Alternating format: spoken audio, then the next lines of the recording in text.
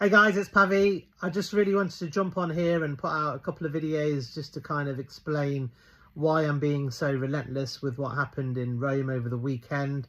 I know many of you are telling me to just let it go and move forward, and it's happened, it's in the past, including Boris Becker. You know, I respect all of your views in giving me that advice, but I equally wanted to give you an insight into my views and my feelings around the whole incident and why I've got my concerns and why I'm still requesting for a full investigation. So I just want to go kind of take it back to Friday during the day. So it was the second round of Rome Masters. It was a hot day. I was watching Korda play the local boy Kaboli. Korda prevailed. He came through a tough three-set match. But I was kind of shocked at the level of abuse that he was getting from what I could only explain as hooligans. So there was quite a few male, I don't know if they're Italian or whoever they are, but they were male, kind of young 20s, 30s, 40s crowd that were in the crowd, and a lot of them were shouting abuse at Korda. Korda, if anyone knows him, is quite calm. He doesn't normally let it get to him. He was quite rattled at the end of that as well, because some of the abuse that he was, he's later told in a tweet, was abusing his loved ones, so his partner, his family, and himself, and he was being sworn at and had quite a lot of abuse directed at him. And at the end of the match, you may remember that Korda kind of won the match, and he turned around to the group of fans that were giving him that abuse and gave a little bit back. You know, he told them to be quiet, blew a kiss at them.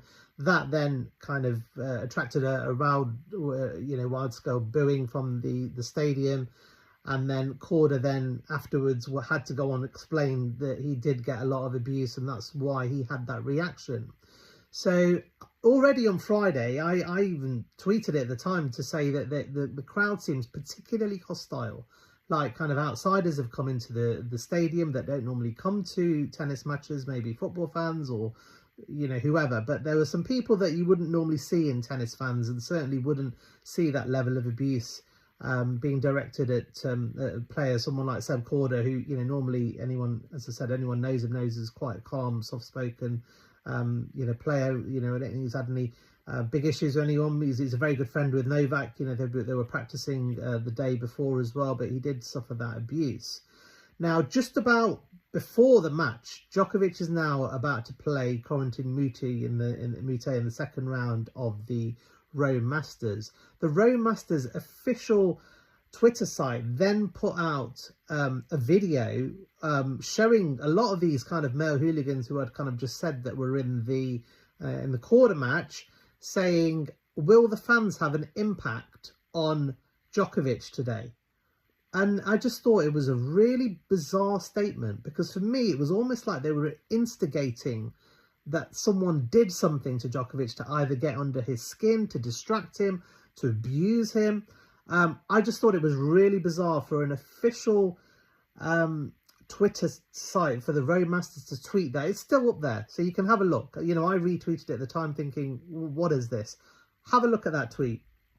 I even said as well, I said, you know, I'm not too sure about this. There's some bad vibes that I felt just with the fans and the raucousness. But the match carried on, and it transpired that Novak didn't really give the fans an opportunity to get on him, because he completely outplayed Moutet. He won very, very comfortable. He won 11 of the last 12 games. He played really, really well. So he didn't really let the crowd get involved, because he didn't really give his opponent anything really. You know, he was quite ruthless, and after a little slow start, he played really, really well. So, you know, we're now coming towards this bottle incident, and, you know, this is, for me, quite a serious incident. So it's a packed Rome Masters. They've already announced that it was one of the most populated, attended matches of the tournament. So, you know, automatically I would think Friday night, it's hot, people will probably had a drink, there's probably outsiders that have come in from all over the world, and security needs to be at a high level just to make sure that the players' safety and well-being is looked after. Now, Djokovic, as he always does, will win the match and then will stop to sign signatures.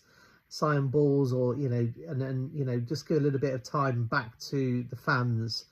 Now, in this instance, he kind of was ushered towards the exit of the stadium, and he kind of found himself, it was almost felt kind of trapped in a little kind of tunnel where he had fans from up above from both sides, and he had a security guard, one security guard walking behind him. Now, automatically that for me will send alarm bells, because normally when you have security, and you know, people have been to Wimbledon and other events, will see that the security are either side of the player. So they're not behind him, they're either side of the player, or they're in front. So there's one in front, two that either side, and one behind. This security guard was behind Novak. Okay, so I think that, first of all, I think that's a little bit strange. So, you know, what transpired next was that Novak then gets hit by, you know, what could only be described as a missile. You know, it's a heavy metal water bottle that could be used as a weapon. So in my words, that is a missile. It hits him flush on the head.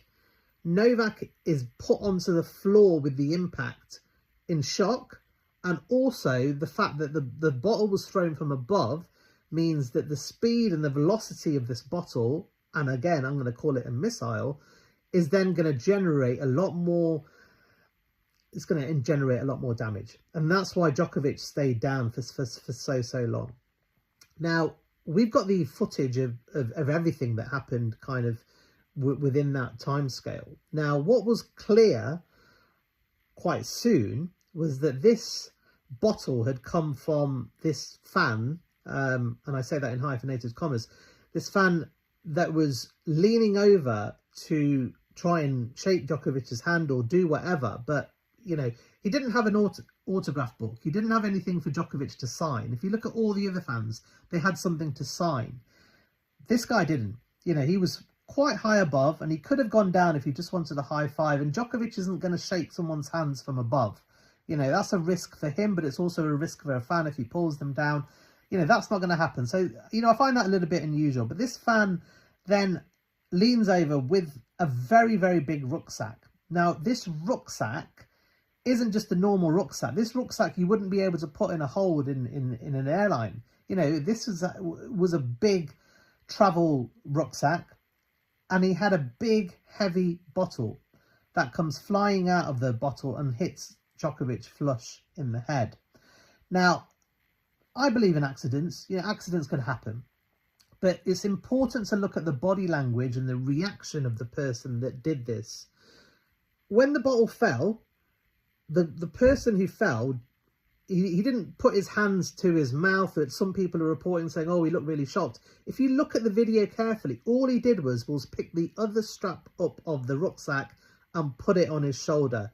He then just stared at Novak. There was no like kind of, oh my God, what have I done? Or shock, or like, oh, you know, even I'm so panicked. You know, a normal person, if you know that you've got a bottle and it falls on someone's head and they're on the floor, you would be panicked. You know, you think, oh my God, what have I done? You know, you would be petrified.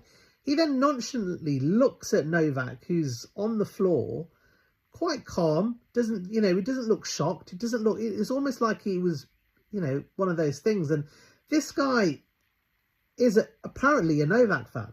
Okay, now I've spoken to a lot of Novak fans who are in Rome and also that weren't in Rome, and I've asked if anyone has ever seen this fan ever in either one of his practice rounds, in the pictures that the Noel fan go and meet up, and any of the matches, and none of them have ever seen this guy ever in their lives. Okay, if he was such a big Novak fan, at the end of the match, you know, he's won a match, he wants to go over, he wants to sign Djokovic, get him whatever, he wants to greet him, you would think he's a Djokovic fan, wouldn't you? You're not going to get someone who's not a Djokovic fan going over to Djokovic, wanting to shake his hands or sign things, you know. So he has to be a Djokovic fan, right? No one, not a single Noel fan has ever seen this guy before or know where he is. Now, I'm not saying that makes him guilty. I'm just saying it's a little bit suspicious, okay? So then, if you hear the footage and listen to the audio, there's quite a few fans that are clearly shocked. Djokovic is on the floor. A few fans then say, whose water bottle was this? Where did this come from? Was it yours? And they asked the guy in question. The guy just puts his arms out, gesticulates, and says, nope, wasn't me. Okay. And he looked quite blasé about it. He didn't look guilty or say, oh, look, yeah, it was me, I'm sorry. And I can understand that. Look, there's a lot of scrutiny. He could be in panic. He could be in shock. But if you look at his body language carefully, he didn't look like he was shocked. He looked like he was quite calm. Okay, now the people that were in the stadium, I've spoken to quite a few of the fans, have said that the on-site police came to the area where Djokovic had fallen within maybe 2 or 3 minutes. And they were basically questioning fans, asking for eyewitnesses. And a few fans had mentioned, yes, we believe it was this chap where the bottle fell from. Now, all of a sudden, this chap decides to just leave the premises. So I don't know if he's got a ticket for the rest of the session, because there was another match afterwards, or whether he was there just for the Djokovic match, but he decides to leave. So now he has left without leaving any information to the stewards or security there, or to the police, and he's just vanished. Now, whether or not it was an accident or not, he has been negligent, and his negligence has led to a head injury of a member of public. Now, any normal person, innocent person, would say, we need to leave our details here, because, there could be a lawsuit, there could be a serious injury. At that stage, Djokovic was lying almost motionless on the floor. So it's almost like, this is the right thing to do, okay? But he didn't. He's disappeared.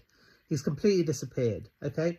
Now, the Rome Masters people are under scrutiny. So I've seen the incident. Loads of people have seen the incidents. We want questions answered, and they're not being answered. So the Rome Masters Twitter site then seeks to kind of get control of the situation and put people's minds at ease. They then put out a statement to the Associated Press. Now, when they put out a statement to the Associated Press, that is going to go global. That is going to go worldwide to journalists across the world, because they believe in Associated Press, and they will believe that the statement is true, accurate, and reliable. Now, that initial statement that came out said that Novak Djokovic suffered an incident where a child, wanting to get his autograph book signed from a child's rucksack, accidentally fell on Djokovic. He is absolutely fine. There's nothing to be worried about. He's back in his hotel. They put that statement an hour after the incident, okay? So they have now we already know now that it wasn't a child. It was most definitely not a child's rucksack. And Djokovic most definitely wasn't okay. Okay, so they've taken steps to try and take media attention away from the incident by issuing a statement that is false, essentially, because it wasn't a child. It wasn't a child's rucksack. And why that is important is that if people and the media think it's a child in a child's rucksack, they will say, well, this can't be sinister. This was a genuine accident, as opposed to saying it was a lone, big 6-foot lad in his late 20s, early 30s, however old he was, then people might be suspicious. So already my suspicions are now arisen after this, because I'm like, why have they put out that false statement? Okay, so that is one of the reasons why I had a lot of suspicions. Okay, now I'm not saying that this fan is guilty. Okay, I'm not. I don't know. It could genuinely be an accident, but I'm saying there's a lot of coincidences that happened with the fact that he was allowed a big rucksack. Can you imagine if all the fans bought the same rucksack? It would be carnage. That he just happened to have a heavy water bottle. He just happened to lean over at the exact time with no sign of any autograph book or anything like that. That bottle then hits Djokovic flush on the head. This guy looks completely calm, almost nonchalant, almost blasé, and then flees the scene before the police arrive. And then that's followed up with a false statement from the organisers, who then tell the police that it's an accident, and they've probably told them the same. It was a kid. So the police have like, right, well, we don't need to investigate this. We've been told by the organisers, who have probably seen the CCTV, that it was an accident and there's no further information that we need to ask this guy. It was an accident. Let's close the matter. Okay, so that is part one, okay, of my concerns of Friday. I'm going to do a part 2 video later, and that is going to highlight on the post reaction, the post treatment and negligible lack of duty of care that Rome showed towards Novak Djokovic, and that is going to come up in the second part. Watch this space.